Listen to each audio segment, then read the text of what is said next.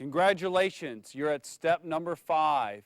Your guest has now turned into a new associate, and really we turn into step number 5, which is the startup process. Now somebody brand new really gets started at the last question of the follow-up interview, which is, do you want strong leadership from me? And that a strong leader leaves nothing to chance. They'll tell you everything you need to do from A to Z so that you have the possibility of the greatest amount of success in the shortest period of time. Or would you like weak leadership where I just pretty much let you go and wing it and figure this thing out for yourself? Which one would you like? Now, where do you think they're going to go? What answer do you think they're going to give you? They're going to say, I'd like strong leadership. Tell me what I need to do next. And now you've been given the permission to tell them what to do next. And now you move into the last 4 filters of our 8 speed filters, which happen to be their next few steps. The next step that they need to do is create a business plan, to put it in writing. Then they need to complete their financial strategy. Then they need to complete their top 25 target market list. And then number 4, they need to sign up and register for our ASAP training program and be prepared to go out and do field recruiting with their trainer. These are the next steps in the fast start process. Now, there's an exact way to do this that works really well. I've found for myself and for many people that in step number 5, it's very important right then and there, while you're in their presence, you have them the most excited to get the process going in helping them create and develop their business plan. You ask them what are some of their goals that they have. You go back to the follow-up interview where there was a question on their goals. Now, what goals are the most important to you in the shortest period of time? How serious are you about these goals? And you help really get their goals. 2 things are going to happen as you get their goals. One, what's going to happen is you're going to get to know them a lot better and build rapport in a relationship. Secondly, you're going to get to learn their hot button. And as you know somebody's hot button, you also now know how to motivate them. So as you get their goals and you get them in writing, now you get to actually go on and discuss with them creating and development of their business plan. As you're going to see, there's a chart that you can follow in creating somebody's business plan. There's a couple different options within our business format system manual, and as you go through these steps, you're going to look, there's a certain amount of promotion guidelines and standards and when they want to get them and how many nights and evenings they're willing to commit and how many hours a night are they willing to commit. How many people are they going to need to talk to? That's all discussed in the development of their business plan, but you're going to actually help them do that. You're also going to set a time within the next 72 hours to go to their home in the evening and do their financial strategy with their spouse present if they're married. Folks, the reason you need to do this within 72 hours is that they're still very interested. The longer time you let elapse before you sit down with them and do their financial strategy, the more they're going to experience that scenario of disaster. That's exactly why you need to get back into their home as soon as possible. If you can do it within 24 hours, that would be the best, but you need to do it within 72. On that appointment, you're going to go to their home, sit down with them, and help complete their entire financial strategy, which is going to do 2 things. Number 1, you're going to help them get their financial house in order. Number 2, you're going to build rapport with them again and give them confidence to want to go tell other people that this is a credible company, that they bring value to people's lives. And I don't believe until somebody actually sits down and does their financial strategy, they don't really know and believe in their heart that what we do for people is a good thing. Once you get your financial strategy done and everything set, then people are going to be very much willing to make their target top 25 list. And in the development of that list, that's where you're going to go to work and start prospecting. The fast start with somebody new really is getting penetration into their warm marketplace. You're going to help develop a target market for them that's probably some of their closest friends, the people that they know that are centers of influence, family members, people that they want to bring this out to immediately, either from a business perspective or from a product perspective. Now, you can't go out and even help that new person under the product perspective unless they've qualified and registered online for our Associate Startup and Acceleration Program. And there is a tab within WFG Online where they can go and register for that, and there's a short course that they need to take to be qualified to even sit and follow scripts and observe appointments. I'm not getting into that at this part of the presentation, but understand that part of the fast start is penetrating that warm market and contacting these people. There's some golden rules you're going to need to know as you start somebody new up. A recruit is not a recruit until they have a recruit.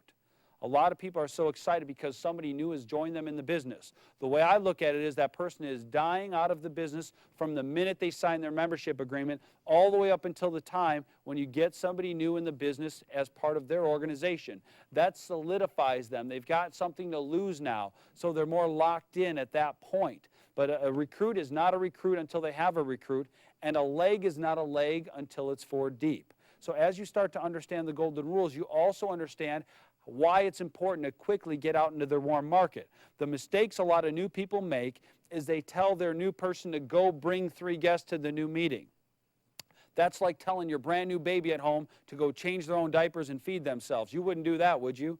Don't tell your new associate to go and do the most challenging part of this business. You as a leader are supposed to help control their point of contact, which means you are supposed to help find the top prospects on that list and call them to set up an appointment to go over what we do as a company with them. So that's completing their top 25 list. And last but not least, you are actually going out there and starting to go into the field and run some appointments with and for that new person. As you run appointments with and for that new person, what you're going to do is build confidence in them. They're going to watch you run appointments for them, and what that's going to do is they're going to watch you and they're going to see you handle the objections the same way time and time again. Give the same stock presentation over and over again, and that's going to build confidence in them. And they're going to say, I could do that. And that's exactly what you want your new associate to believe, is that they could do what you're doing. And in that process, you're also going to set parameters of your expectations for your new people. I believe that people need to know what their next steps are at all times.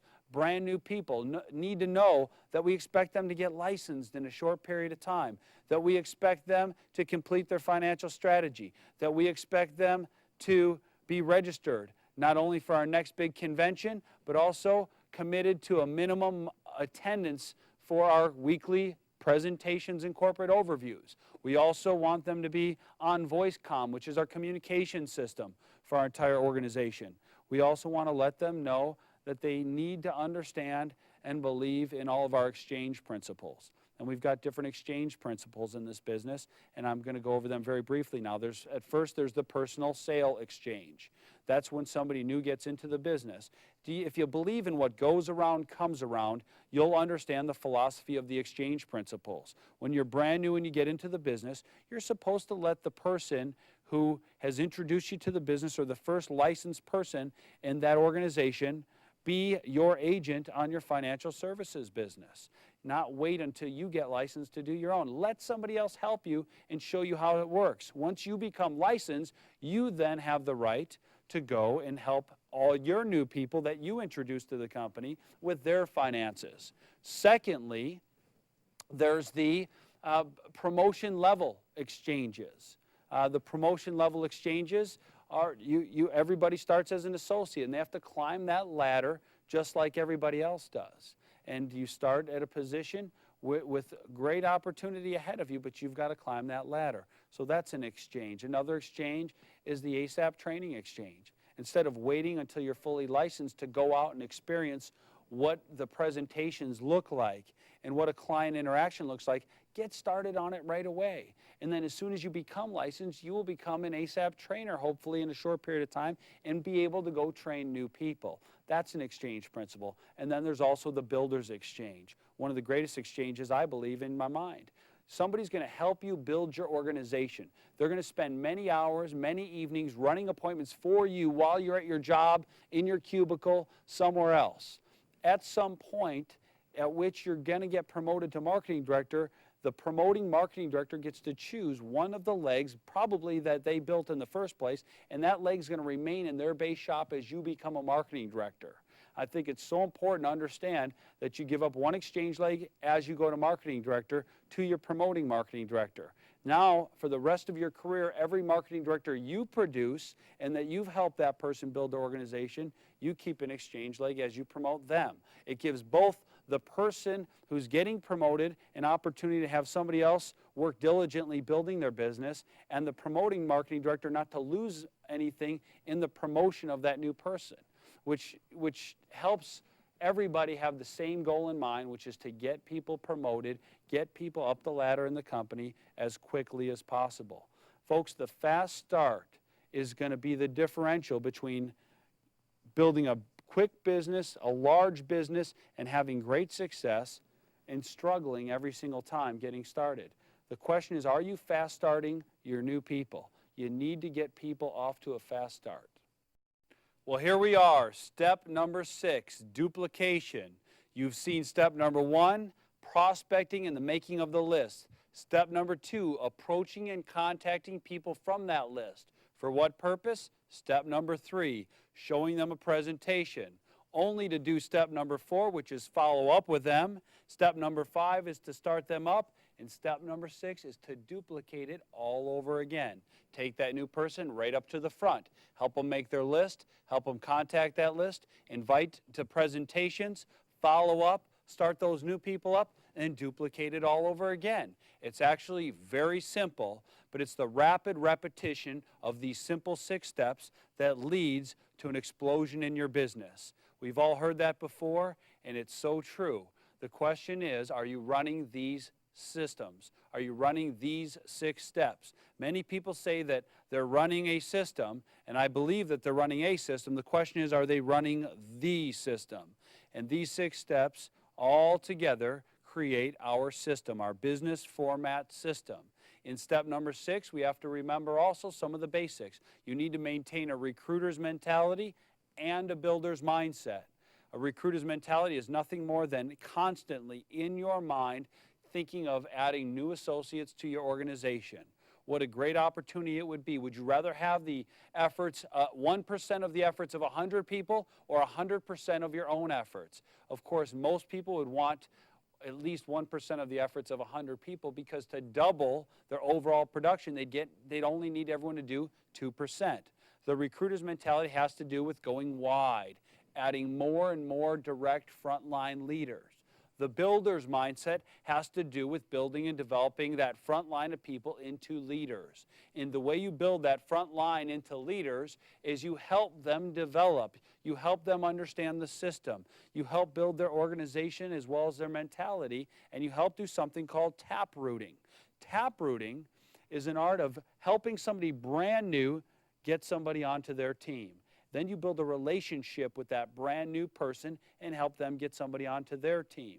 And then so on and so on and so on. It's been said that about every 4 deep that you go, you find a new leader. And as you get an organization or a leg that has 2 leaders in it, now you're starting to build a team. So do you have a recruiter's mentality and do you have a builder's mindset? Are you focusing on taprooting on a regular basis? See, what's beneficial about the taproot is if you have an organization of 10 people all in one leg and you need to get a message out to everybody, how many people do you need to call? 1, right? Because they'll tell the next and so on and so on. If you had 10 people wide and you needed to get a message out, how many people would you have to call? You'd have to do 10 times the work to convey the same message. In addition to that, if you have a leg that's 10 deep and you had 1 new person on it, you have now benefited 10 people. If you're 10 wide and you add 1 more wide, how many people have you benefited? Just yourself. So that's the opportunity and benefit of depth. We believe that you can do about anything in 90 days. And that's why we want to challenge everybody to do what we call a 90-day compression. And that's where in a 90-day period of time, you're going to break your day down into 3 mini days and you're going for your next promotion. And folks, you always need to be running for your next promotion. You need to accelerate the rate and the pace that you're growing in this business. How beneficial is it to know what you need to do for your next promotion? Think about the jobs you've had before or the one you currently have now. What do you have to do there for your next promotion? How much additional income is it going to be? Here at this company, one of the things I've always been proud of and I've thought was a great privilege is to know what it takes to get your next promotion and also know what difference in contract level and potential compensation that would mean. And we happen to know what that is. And some of our greatest promotions require a certain amount of production to be done in 90-day windows. So you continually repeat and duplicate 90-day periods of time over and over again. You maintain your recruiter's mentality. You retain your builder's mindset. You focus on taprooting, and you duplicate the leaders around you. They have said that the greatest and quickest way to become successful is to find somebody who's where you want to be and do exactly what they did to get there.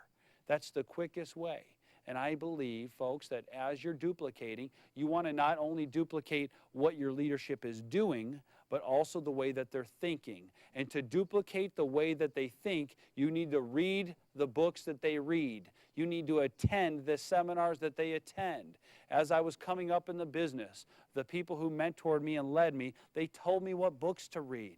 And we've got a list, a recommended reading list in our business format system book of books that you should probably consider reading to help develop your mindset so that you're in more of a mindset to win.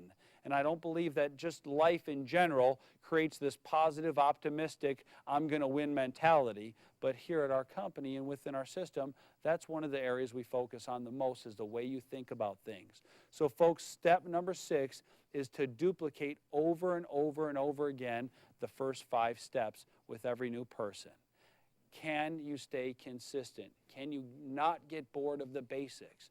I've been in this company for many years, and even today, I still have to do every day what I did when I got started and not be bored of it. I am as excited today as I was when I became an associate in this company, and I hope that you can maintain your enthusiasm, maintain your excitement, commit to the system, have a passion for the process, have a recruiter's mentality, a builder's mindset, and be committed to win.